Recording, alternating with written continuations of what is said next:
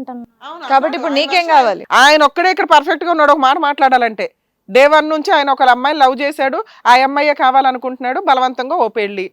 నువ్వు వద్దా అంటున్నాడు. ఏంటి ఇప్పుడు చెప్పు? ఇంకో పర్ఫెక్ట్ కూడా ఉంది. అతను ఏమంటున్నాడు తెలుసా, నాకు అక్కడ ఒక అమ్మాయి ఉంది కాబట్టి నా ఆవిడ ఎవరితో తిరిగినా పర్లేదంట, తమ్ముడు అవని ఎవరైనా పర్లేదంట. క్లారిటీగా ఉన్నాడు వ్యక్తి, క్లారిటీతో ఉన్నాడు అతను. ఎవరి ఇష్టం వాళ్ళది అన్నాడు. అంటే అమ్మ మీద నాకు ఇష్టం లేదు కదా సార్. నాకు ఓకే నాన్న, ఇప్పుడు నిన్నేమనట్లా, ఏమనట్లేదు, ఆగండి. సార్ నాకు వద్దు వద్దు అని రాధాంతం చేశాను సార్ నేను. ఒక 2 నిమిషాలు, నీ వర్జన్ చాలా క్లియర్ గా ఉంది. నిన్న అనట్లా. పెళ్లికి అనేది మామూలుగా లైసెన్స్ మార్కు కట్టానండి, ఆవిడ ఎవరితో తిరిగినా పర్లేదు, అవతల ఇంకో ఆడదాని జీవితం నాశనం అయినా పర్లేదు, నా తమ్ముడు అవన్నా పర్లేదు, ఎవరైనా పర్లేదు, నాకు మాత్రం వేరే ఆడది మొదట అప్పుడు ఉంది ఇప్పుడు ఉందని అంటున్నావు. మీ ఆవిడేమంటుంది, ఇక్కడ లెక్క తేల్చుకోలేకపోతుంది, మొగుడే మరిదా అన్నది లెక్క తేల్చుకోలేకపోతుంది. ఆ అమ్మాయి ఇంకా కన్ఫ్యూజన్లో ఉంది. ఇక్కడ బలిపశువు ఎవరంటే కనుక ఈ అమ్మాయి. ఇప్పుడు మీ ఆవిడ డెసిషన్ మీదే ఇక్కడ మిగతా ప్రాసెస్ అంతా ఎలా కంప్లీట్ చేయాలనేది మేము డెసిషన్ తీసుకోగలుగుతాం. అమ్మ చెప్పు లక్ష్మి, ఏంటి లక్ష్మి నీ వర్షన్ ఏంటో చెప్పు. నేను అబ్బాయి లేకుండా ఉండలేను. ఏ అబ్బాయి? 2 అబ్బాయిలు ఉన్నారు ఇక్కడ, అది గొడవ. మా మరిది లేకుండా ఉండలేను. మరి మీ ఆయనకి విడాకులు ఇచ్చే ఫస్ట్ స్టెప్ క్లియర్. మా ఆయన దొరికాడా నీకు?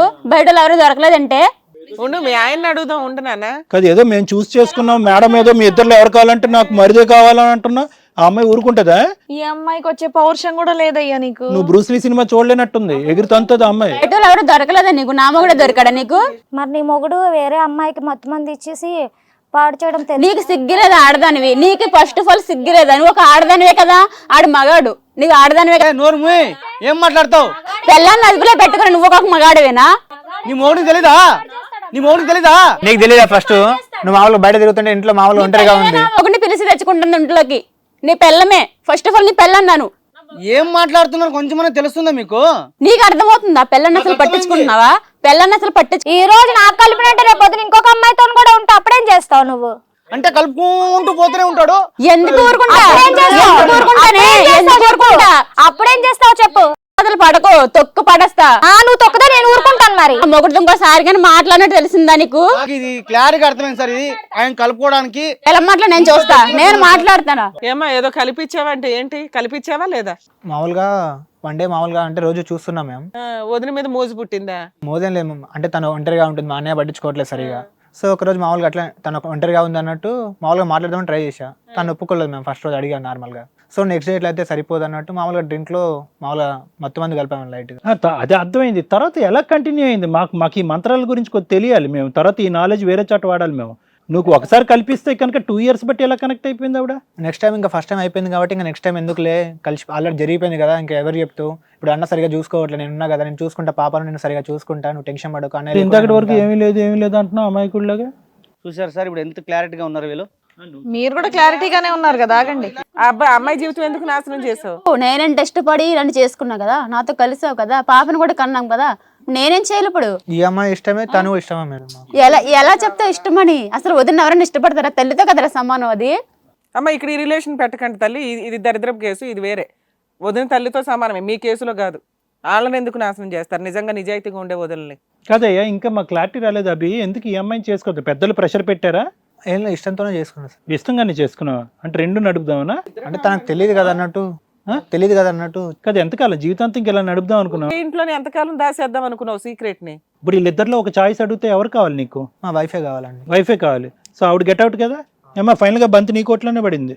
మొత్తం ఇక్కడ 4 బంతి నీ కోట్లోనే పడింది. నువ్వు డిసైడ్ చేసుకున్నావు. నువ్వు మీ మరిదికి అడ్డే, మీ ఆయనకి అడ్డే. నీ ఒక్కదాని మాట బట్టి మొత్తం కేసు సెట్ అయిపోద్ది. ఇతను క్లియర్, అతను ఉంటాడా లేదా అనేది లెక్క తర్వాత తేలుద్దాం నీతో. నువ్వు ఒక్కదాని మాట్లాడాలి. మరిదిని వదులుతావా వదలవా? మరి నా జీవితం, నా పిల్ల జీవితం ఏమవ్వ? నీ పిల్ల ఆడికి పుట్టలేదమ్మా, మీ ఆయన పుట్టింది. ఇప్పుడు ఏదైనా బ్రేకింగ్ న్యూస్, ఎవరికి పుట్టింది నీ బిడ్డ? అలా ఆయనే అని చెప్పింది. మా ఆయనే. ఏమోలే. మీ ఇద్దరి మధ్యన శారీరక సంబంధం ఉందా తమ్ముడు లేదా?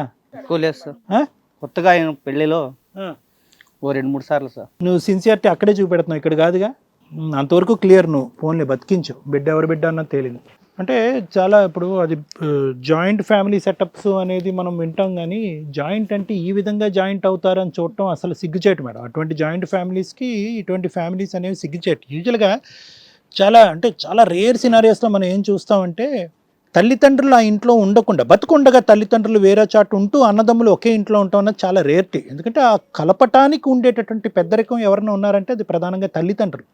ఇక్కడ ఏంటంటే ఎందుకుంటున్నారు అబ్బా ఇంత అన్యోన్యత, అబ్బా అన్నదమ్ముల మధ్యన ఇంత అన్యోన్యత, లేదంటే తోటికోళ్ల మధ్యన ఇంత ప్రేమ ఆప్యాయతలు ఉన్నాయో, తోటికోళ్ళని చెప్పుకోవటానికి బహుశా వీళ్ళు అక్క చెల్లెల్లా ఉంటున్నారేమో అనేటటువంటి సాంప్రదాయానికి విరుద్ధంగా అది కాదురా బాబు లెక్క, మీరు ఏదో భ్రమపడుతున్నారు మీ ముగ్గురు ఇక్కడ కూర్చుని, అది కాదు లెక్క. ఇక్కడ ఏంటంటే ఇరువైపులా ఉండేటటువంటి, అంటే ఆ అమ్మాయిని అంటానికి ఏం లేదులే కానీ మొత్తం ఇక్కడ ఎవరన్నా బలిపశువు ఉందంటే ఆ అమ్మాయి, కానీ ఇక్కడ ఏంటంటే వీళ్ళిద్దరిని కలిపి ప్రయాణం చేయించడానికి ఒక అక్రమ సంబంధం ప్రధానమైనటువంటి కారణం అనమాట. అంటే ఒక వదినికి మరిదికి ఉండేటటువంటి ఒక అక్రమ సంబంధం.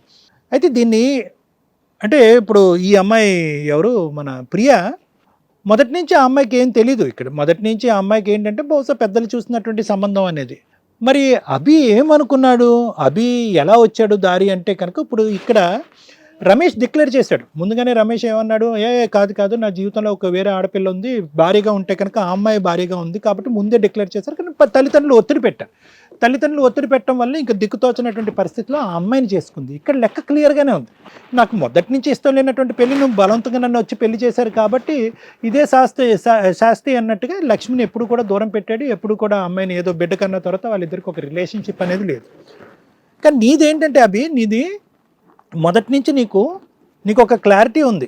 అంటే గుట్టు చప్పుడు కాకుండా ఒక వదంతో ఒక సంసార జీవితం నడిపించాలి అంటే కనుక ఇంకో పెళ్లి చేసుకునేంత వరకు బయట ప్రపంచాన్ని నమ్మించడానికి ఒక బ్రహ్మాస్త్రం మన దగ్గర ఉండదు. కాబట్టి బయట ప్రపంచానికి అటువైపు ఇటువైపు తల్లిదండ్రులను నమ్మించడానికి కేవలం ఈ అమ్మాయి అనేటటువంటి ప్రియ అనేటటువంటి అమ్మాయిని నీ జీవితంలో ఆహ్వానించావు. అంటే ఏంటంటే మొదటి నుంచే ఇతను ఎప్పుడైతే కనుక రమేష్ తన భార్యని దూరం పెట్టడం మొదలుపెట్టాడు, లక్ష్మిని దూరం పెట్టాడో అప్పటి నుంచే మీరిద్దరు డిసైడ్ అయిపోయారు. ఏంటి అంటే, ఒరే బాబు నాకెలాగా ఒక తోడు లేదు, అంటే ఈ మత్తు పానీయాలు కల్పించడం ఇదంతా కామెడీ. ఓకే ఇదంతా కూడా మాకు చెప్పేటటువంటి ప్రయత్నం చేయొద్దు.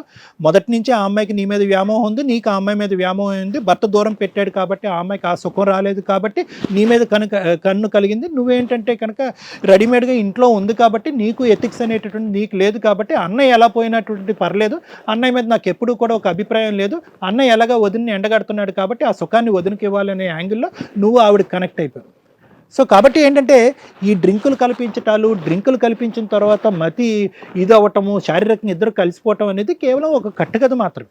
ఎందుకంటే కనుక ఒక డ్రింక్ అనేటటువంటి అంశం కేవలంగా మిమ్మల్ని ఇద్దరిని ఒక్కసారి కలుపుతుంది కానీ 2 సంవత్సరాల పాటు కలుపుతుంది. ఒకప్పుడు అది తప్పు అనేటటువంటిది. ఆ అమ్మాయికి ఆ మత్తు వదిలిన తర్వాత మీరిద్దరు శారీరకంగా కలిసినటువంటి అమ్మాయి లక్ష్మి నిజంగా ఒక ఆడది, ఒక ఎథిక్స్ ఉన్నటువంటి ఆడపిల్ల అయ్యి ఉంటే కనుక మన్నాడు ఉదయం నిన్ను చావు దెబ్బలు కొట్టాలన్నమాట, నిన్ను నరికి పోగులు పెట్టాలి. అలా పోగులు పెట్టలేదు. మళ్ళీ సుఖం, ఆఖరికి పెళ్లికి ముందు సుఖం, పెళ్లి తర్వాత కూడా ఆ అమ్మాయి నీకు ఆ సుఖాన్ని ఇస్తుంది అంటే కనుక మొదటి నుంచి ఆ అమ్మాయికి నీకు కనెక్షన్ ఉంది. ఎందుకంటే ఈ అబ్బాయి దూరంగా వెళ్ళిపోయాడు కాబట్టి. అయితే ఇందులో మొత్తం అంశంలో హ్యాపీగా ఉండేటటువంటి అంశం ఏంటంటే వీళ్ళిద్దరికి శారీరక సుఖం అనేటటువంటిది ఈ అమ్మాయి పుట్టిన తర్వాత ఆమె తెగిపోవటం కాబట్టి ఈ బిడ్డకి ఇతనే తండ్రి, ఈ బిడ్డకి ఆమె తల్లి అనే లెక్క తేలటం వల్ల కొంతవరకు మనందరం ఊపిరి పీల్చుకున్నాం.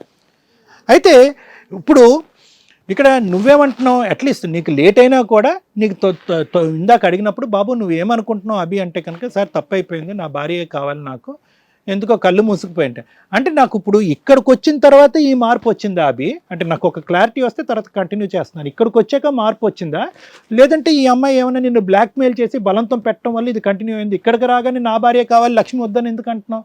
ఇక్కడికి వచ్చిన తర్వాత అందరిని న్యాయం విన్న తర్వాత మా ఆవిడనే కావాలి. అబ్బా అంత రియలైజేషన్ వచ్చేసిందా?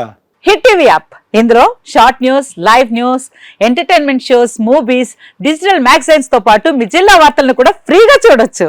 ఇంకెందుకు ఆలస్యం, వెంటనే హిట్ టీవీ యాప్ ని డౌన్లోడ్ చేసుకుని ఫ్రీగా ఎంటర్టైన్మెంట్ పొందండి. Hit TV app. Hit TV app. Please download hit TV app. Hit TV app ని ఫ్రీగా డౌన్లోడ్ చేసుకుని ఎంజాయ్ చేయండి. మీకు నచ్చిన ఎంటర్టైన్మెంట్ కోసం హిట్ టీవీ యాప్ ని ఫ్రీగా డౌన్లోడ్ చేసుకుని ఎంజాయ్ చేయండి. హిట్ టీవీ యాప్ ని డౌన్లోడ్ చేసుకుని ఆస్వాదించండి, ఆశీర్వదించండి. ఇంతమంది సెలబ్రిటీలు హిట్ టీవీ యాప్ ని డౌన్లోడ్ చేసుకోండి అని చెప్తున్నారంటే ఎంత మంచి యాప్ ఆలోచించండి. అమెరికాలో చదవాలనుకునే వాళ్ళకి విశ్వసనీయమైన పేరు మన శౌర్య consultancy. UKలో 1 year masters, 2 years work permit up to 5 years visa. Contact Saurya Consultancy. Contact 89851 89851.